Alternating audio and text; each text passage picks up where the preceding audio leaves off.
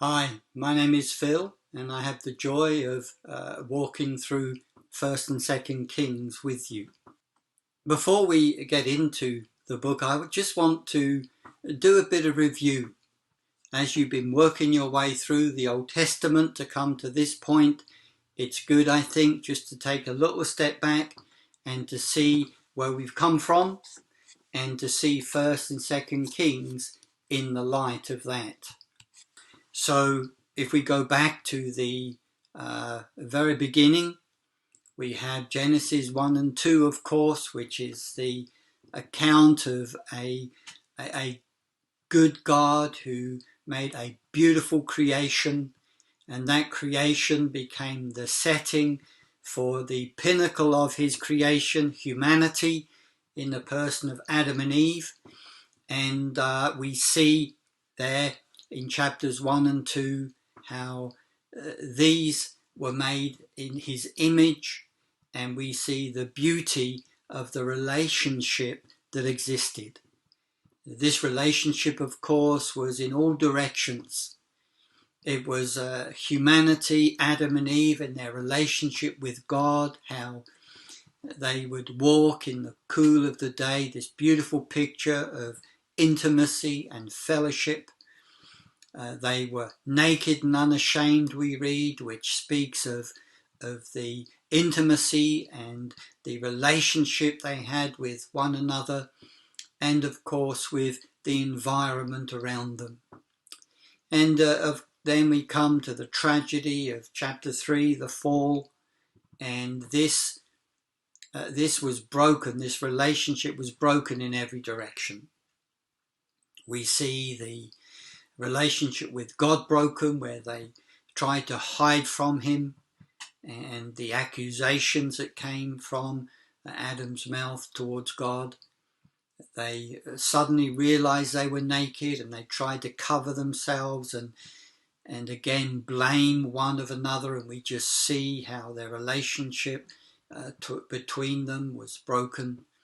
And then of course with the environment in the picture of the toil that Adam would need to be involved with. And so this glorious picture to begin with, and then the tragedy of the fall. And the next chapters really are outlining further consequences of that in chapters 1 through 11.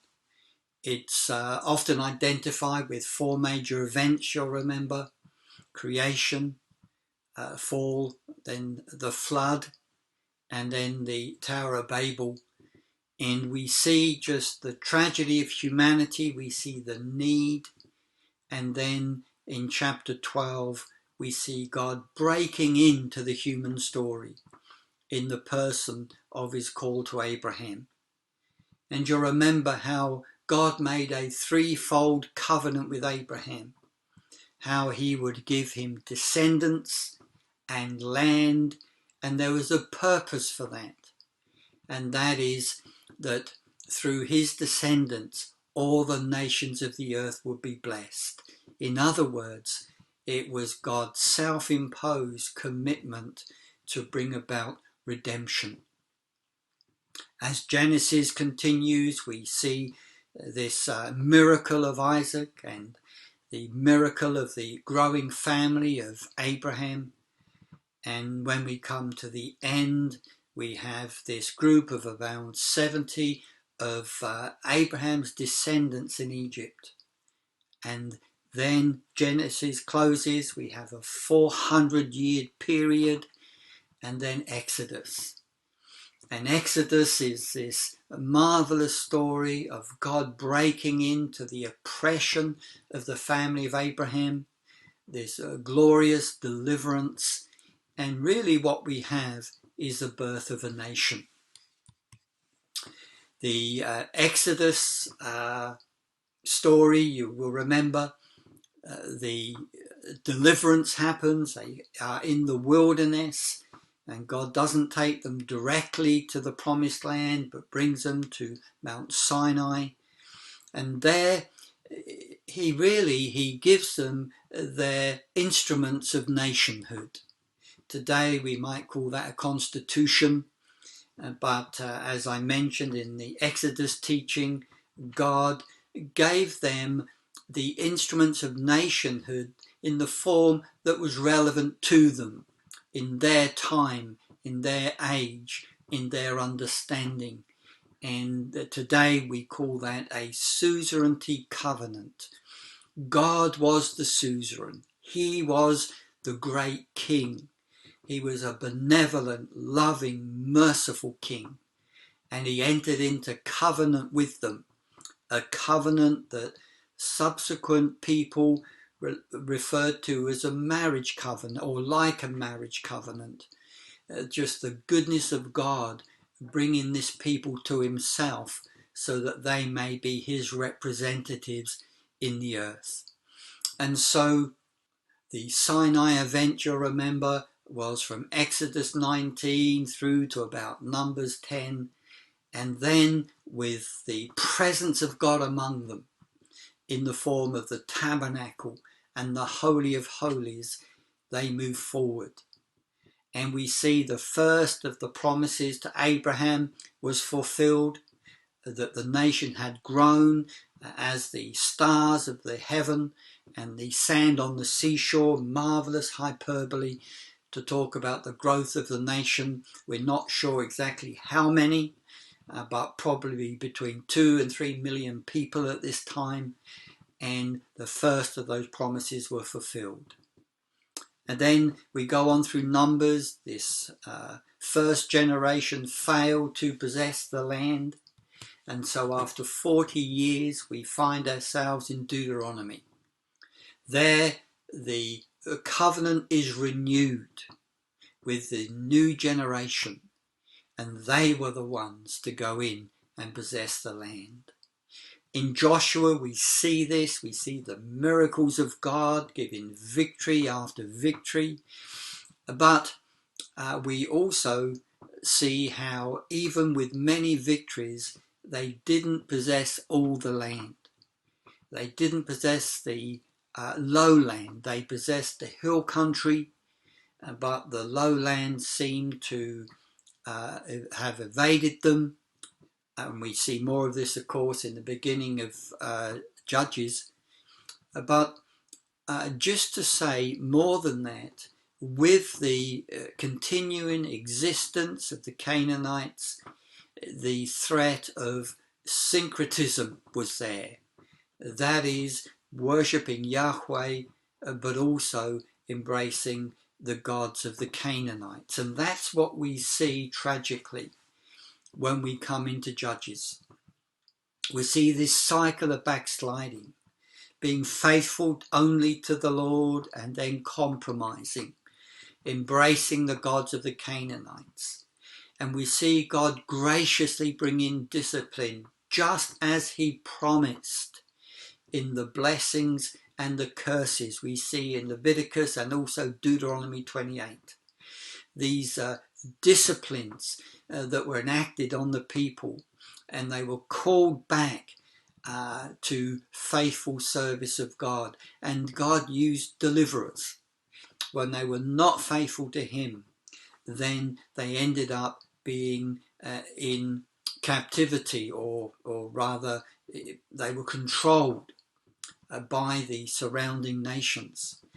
But then when they repented, they knew deliverance and they had their own independence. And so we see this cycle in Judges, you remember, and how faithful God was to bring his discipline and then bring them back into freedom.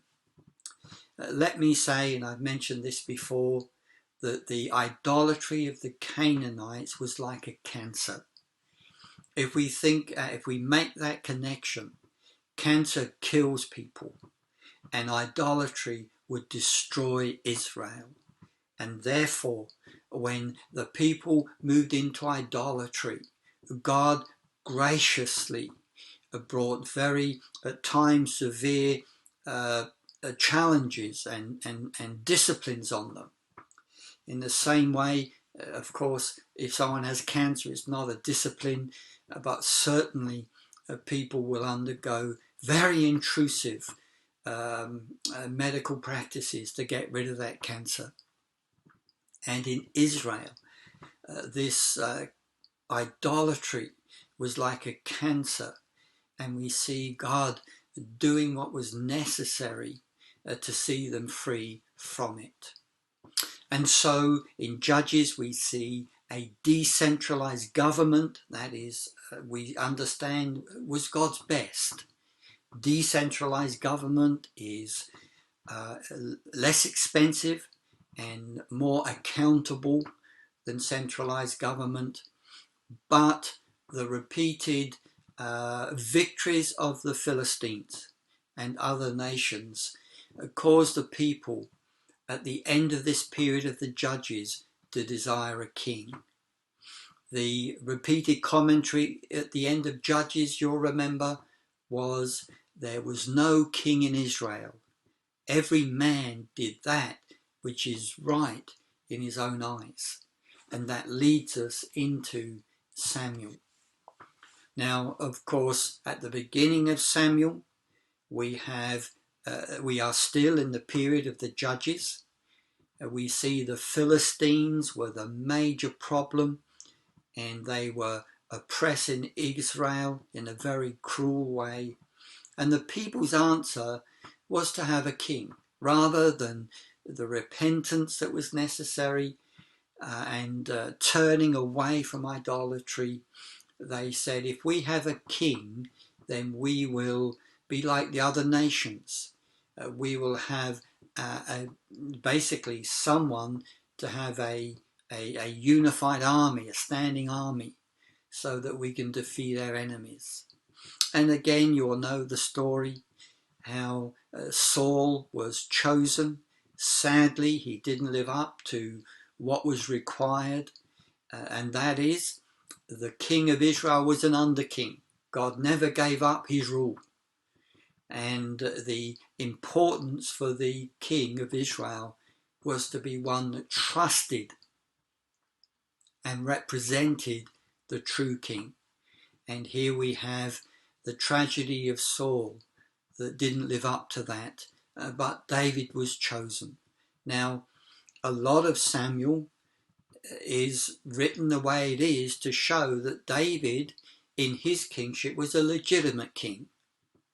He wasn't, like we see so often in the northern kingdom in the book of Kings, an army general that usurped the authority of the king and killed off all the king's descendants and then reigned. But rather, Samuel shows us that David was a legitimate king. He refused that kind of coup d'etat and that kind of activity, but he patiently waited until the people called him to be king. Firstly, the tribe of Judah, and secondly, all of the other tribes 7.5 years later. And so we see the reign of David. And we see in 2 Samuel how David's throne is established, firstly over Judah and then over all Israel, and how he defeated the enemies of Israel. In many ways, David finished what Joshua began. All of the enemies were defeated and the people were wholly following the Lord. As David was a man after God's own heart, so the people followed the Lord, and idolatry had no place in Israel at this time. In the midst of this, you will notice how in chapter 7 of 2 Samuel, God makes a covenant with the house of David. That is, that there would always be a descendant of David on the throne of Jerusalem.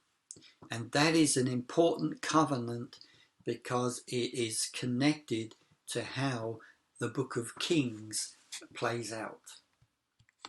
So there's 3 covenants. We have the covenant that God made with Abraham.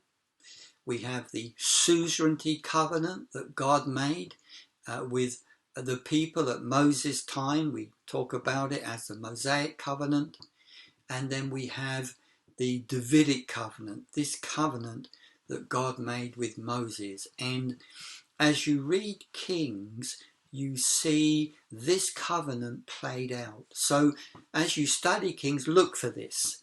There's like this intertwining of the different covenants. How in 2 Kings 13, God shows mercy to the northern kingdom because of his covenant with Abraham. When eventually the northern kingdom was destroyed in 2 Kings 17, we see how the explanation was because the northern kingdom repeatedly broke the covenant that was made with Israel at Mount Sinai. Now we are going to see how incredibly patient God was and slow to anger. That's a big message of the book of Kings. But here we see this covenant in play. And when the kingdom was divided, we read in 1 Kings 11 that because of the covenant made with David, not all of the tribes were taken away from his house, but one of the tribes remained with the descendants of David. Now, we're going to look at all of these things in detail. There's some amazing stuff in how this all works out. But just to say, that is where we've come to now as we reflect on these covenants. Just to say a few things about the book of Kings before we dive in. When you begin Kings, the extent of David's kingdom at the end of his reign, we just see the map there, that it is from the boundary of Egypt, the river of Egypt, to the river Euphrates.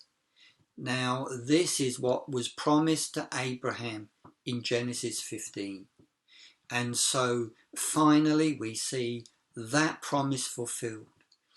David had what some call economic control of the states in the north.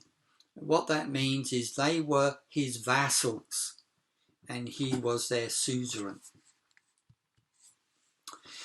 Regarding the title of the book, we call it 1st and 2nd Kings. In the Septuagint, that is the Greek translation of the Old Testament, it's known as 3rd and 4th Kingdoms. What we call 1st and 2nd Samuel is known as 1st and 2nd Kingdoms, and what we call 1st and 2nd Kings is known as 3rd and 4th Kingdoms. Why do we have 1st and 2nd Kings? Well, in the original Hebrew, when the Hebrew was written with no vowels and no spaces between the words, 1st and 2nd Kings fitted on a scroll.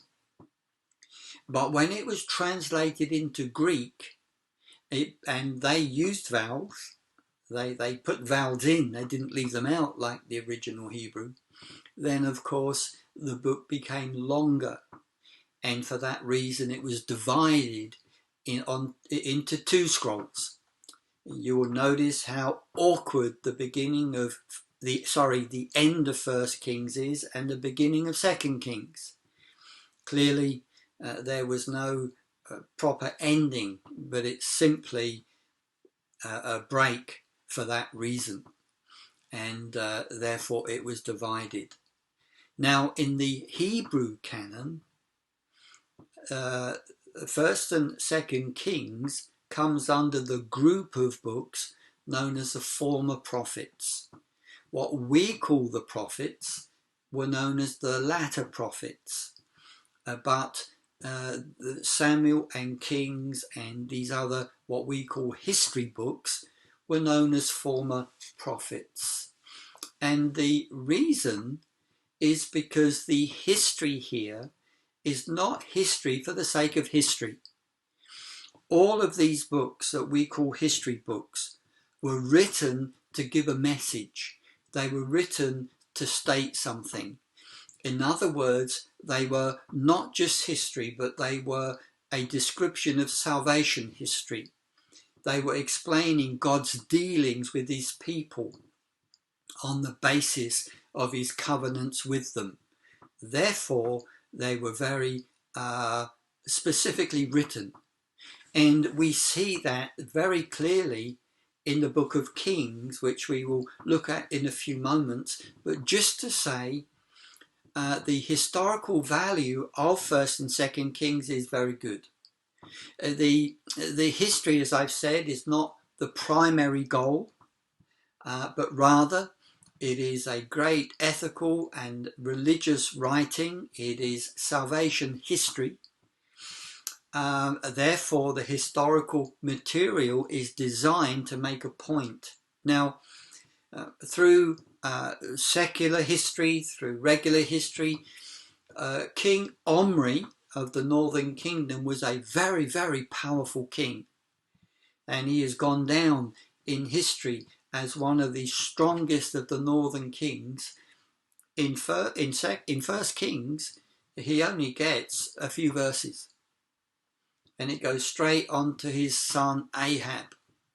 And Ahab gets lots of space because there we have Elijah. And this is an example of how Kings is written with a purpose in mind. And that is to make a point. But having said all of that, there is no reason to doubt the work as being historical. Contemporary archaeology affirms the text in many places, and of course at the end of this unit you have Dan Lewis and doing a bit of his thing there in the British Museum with different artifacts, and you can see the connection. Chronology, that is the different chronology of the kings. If I can just say a few words about that. Chronology is very difficult in the scriptures simply because they had no interest in chronology like we would. For us, that's very important when we think of history. But the author or authors of this work, that wasn't their concern. They had a different concern. And so when it comes to chronology, there's various questions that we have to take into consideration. And that is when the different number of years are recorded that a king reigned, was the accession year recorded? In other words, if in our calendar they began to reign in June of a year, was that year counted as a whole year? Or was their reign, the beginning of their reign, counted from January the next year? And so that's one question. And also at the end of their reign, was the year they died included or was it not? And we understand that the Egyptian way of counting the reign of kings and the Babylonian way of counting kings, the reign of their kings, was different in that regard. And also the southern kingdom and the northern kingdom may well have used different ways of recording the numbers or the length of a king's reign. And secondly, we know there were co-regencies. We know that Solomon began his reign before David died. And we know that there are other co-regencies mentioned. And because of that, we can be sure there were co-regencies not mentioned. And so having a chronology is quite an art. But scholars have done that, they've worked on it, and you'll see in this unit we present a chronology that we suggest that you use. But if you look at other books and other works, you may find that some chronologies are slightly different. And this is the reason. But we think the one we provided will serve you well. Regarding the author, of course, 1st and 2nd Kings is anonymous. We don't know who wrote it. The tradition is that Jeremiah is the author, and that would actually work well because of the focus of the book, explaining why the book began so well with the glory of Solomon and ends in destruction. In other words, it's explaining why this has happened. And there's, in my study of Jeremiah and Kings, there seems to be a lot of the similarities of atmosphere and connections like that. So we don't know who wrote it, but Jeremiah, I think, is a good contender. Jeremiah, or the author or authors, they used other works that were in existence. For example, in 1 Kings 11, we read of the book of the Acts of Solomon. And we know that every king would have had a state or royal recorder that recorded everything. And these were available, of course. And it seems that the information was drawn from these. We have there on the screen other books mentioned, the Annals of the Kings of Israel and the Annals of the Kings of Judah. Now, if Jeremiah did author this book, then like many of these Old Testament books, there may well have been various editings during the life of these books, and we recognize that may have happened. I just want to draw your attention to one of the laws of composition, and that is principality. You'll remember principality is emphasis and de-emphasis, and you see this very clearly in Kings, and it's this that helps us understand the purpose of the book.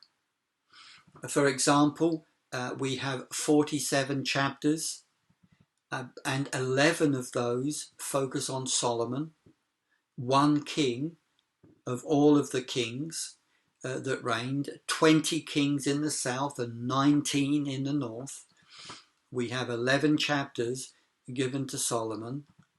Of those 11 chapters, 5 chapters are all about the temple and the dedication of the temple and the presence of God coming among them. And so you can see that that is an emphasis. And then the focus is mostly on the northern kingdom from 1 Kings 12 to 2 Kings 17. Now, after 2 Kings 17, of course, the northern kingdom no longer exists, and the focus then is on the southern kingdom. But I want you to notice how in this book, up to that point, the focus is on the northern kingdom. And there is a lot of space given to Elijah and Elisha. Now, it is during the reign of Ahab that so much space is given. And this is the ministry of Elijah and Elisha. Another aspect of the laws of composition is to look at the beginning and the end. The book begins in the great days of Solomon.